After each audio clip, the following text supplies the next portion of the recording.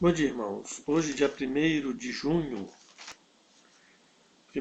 junho, vamos ler Romanos 7, 1 Samuel 16 e Salmo 61. Vamos começar com Romanos 7, a analogia do casamento. Porventura, ignorais, irmãos, pois falo ao que conhecem a lei, que a lei tem domínio sobre o homem toda a sua vida? Ora, a mulher casada está ligada pela lei ao marido, enquanto ele vive. Mas se o mesmo morrer, desobrigada ficará da lei conjugal, de sorte que será considerada adúltera se, vivendo ainda o marido nisso com outro homem. Porém, se morrer o marido, estará livre da lei, e não será adúltera se contrair novas núpcias. Assim, meus irmãos, também vós morrestes relativamente à lei. Assim, meus irmãos, também vós morrestes relativamente à lei, por meio do corpo de Cristo, para pertencerdes a outro, a saber, aquele que ressuscitou dentre os mortos, a fim de que frutifiquemos para Deus. Porque, quando vivíamos segundo a carne, as paixões pecaminosas postas em reals pela lei, operavam em nossos membros, a fim de frutificarem para a morte. Agora, porém, libertados da lei, estamos mortos para aquilo a que estávamos sujeitos, de modo que servimos em novidade de espírito e não na caducidade da letra. A lei e o pecado. Que diremos, pois? É a lei pecado? De modo nenhum. Mas eu não teria conhecido o pecado senão por intermédio da lei. Pois não teria eu conhecido a cobiça se a lei não disser, não cobiçarás. Mas o pecado, tomando ocasião pelo mandamento, despertou em mim toda sorte de concupiscência. Porque sem lei está morto o pecado. Outrora, sem a lei, eu vivia, mas sobrevindo o preceito, reviveu o pecado e eu morri. E o mandamento que me força para a vida, verifiquei que este mesmo se me tornou para a morte. Porque o pecado, prevalecendo-se do mandamento, pelo mesmo mandamento, me enganou e me matou. Por conseguinte, a lei é santa, e o mandamento santo, e justo e bom.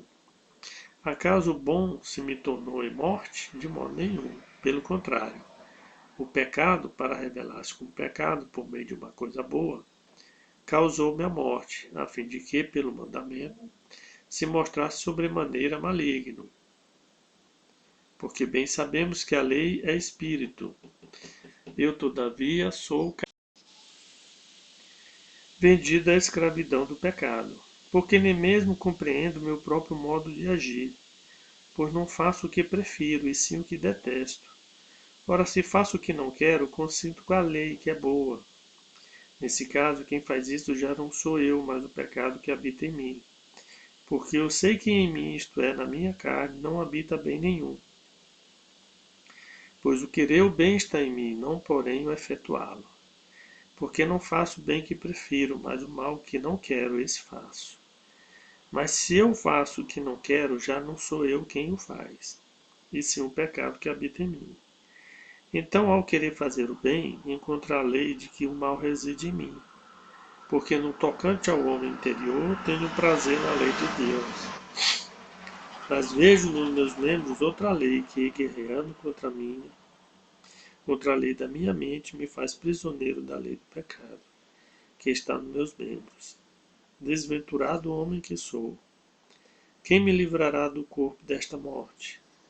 Graças a Deus por Jesus Cristo, nosso Senhor. De maneira que eu, de mim mesmo, com a mente sou escravo da lei de Deus, mas segundo a carne, da lei do pecado.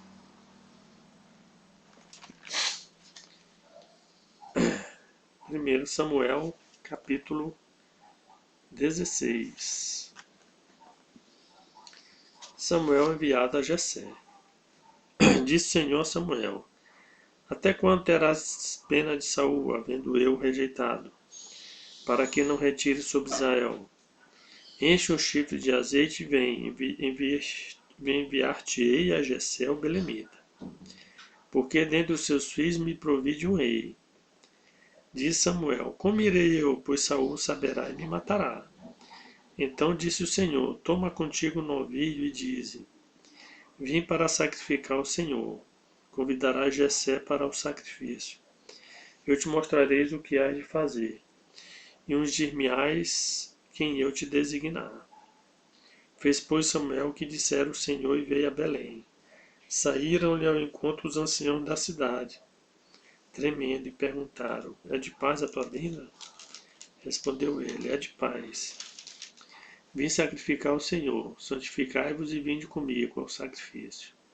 Santificou ele a Jessé e os seus filhos e os convidou para o sacrifício. Sucedeu que, entrando eles, viu Eliabe e disse consigo: Certamente está perante o Senhor seu ungido. Porém o Senhor disse a Samuel: Não atentes para a sua aparência nem para a sua altura, porque o rejeitei. Porque o Senhor não vê como vê o homem. O homem vê o exterior, porém o Senhor o coração. Então chamou Jessé a Abinadab e o fez passar diante de Samuel, o qual disse: Nem a este escolheu o Senhor. Então Jessé fez passar Samã, porém disse Samuel: Tampouco a este escolheu o Senhor. Assim fez passar Jessé os seus 7 filhos diante de Samuel. Porém Samuel disse a Jessé: O Senhor não escolheu estes. Perguntou Samuel a Jessé: Acabaram-se os teus filhos? Ele respondeu: Ainda falta o mais moço, que está apacentando as ovelhas. Disse, pois, Samuel a Jessé: Manda chamá-lo, pois não nos assentaremos à mesa sem que ele venha. Então mandou chamá-lo e fê-lo entrar. Era ele ruivo, de belos olhos, de boa aparência. Disse o Senhor: Levanta-te e unge, pois este é ele. Tomou Samuel o chifre do azeite e ungiu no meio de seus irmãos. E daquele dia em diante o Espírito do Senhor se apossou de Davi. Então Samuel se levantou e foi para Ramá. Davi tange sua harpa perante Saul. Tendo-se retirado de Saul o Espírito do Senhor, da parte deste, um espírito maligno o atormentava. Então os servos de Saul lhe disseram: Eis que agora um espírito maligno enviado de Deus te atormenta. Manda, pois, o Senhor nosso que teus servos que estão em tua presença busquem um homem que saiba tocar harpa. E será que, quando o espírito maligno da parte do Senhor vier sobre ti, então ele a dedilhará e te acharás melhor. Disse Saul aos teus servos: Buscai-me, pois, um homem que saiba tocar bem e trazei-mo. Então respondeu um dos moços e disse: Conheço um filho de Jessé o belemita, que sabe tocar e é forte e valente, homem de guerra, sisudo em palavras e de boa aparência, e o Senhor é com ele. Saul enviou mensageiros a Jessé, dizendo: Envia-me Davi teu filho, o que está com as ovelhas. Tomou, pois, Jessé um jumento e o carregou de pão, um odre de vinho e um cabrito, e enviou-os a Saul por intermédio de Davi seu filho. Assim Davi foi a Saul e esteve perante ele. Este o amou muito e o fez seu escudeiro. Saul mandou dizer a Jessé: Deixa este Davi perante mim, pois me caiu em graça. E sucedia que, quando o espírito maligno da parte de Deus vinha sobre Saul, Davi tomava a harpa e a dedilhava. Então Saul sentia alívio e se achava melhor, e o espírito maligno se retirava dele.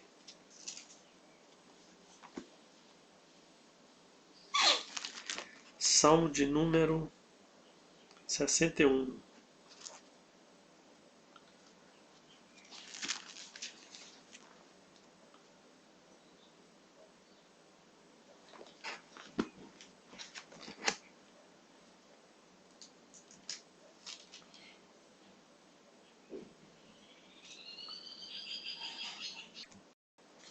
Salmo de número 61.